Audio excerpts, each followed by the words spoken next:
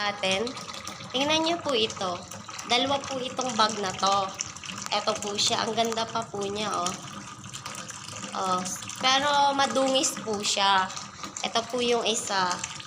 Yan. Madumi na po siya eh. Madungis na siya. So, bale, nakita ko po ito sa basurahan. Kinuha ko po siya para malabhan ko po. Wala naman po akong kapatid na babae na pwede ko siya pagbigyan. Pero dahil nga po nanghihinayang ako kasi maganda pa naman, kinuha ko po siya at baka sakaling maibigay ko sa mga bata na maaari kong makita na mas mapakinabangan po siya or sa mga kakilala ko. Ganon. Kaya kinuha ko po talaga to. At tingnan nyo po guys, oh, madumi po siya. Yan po.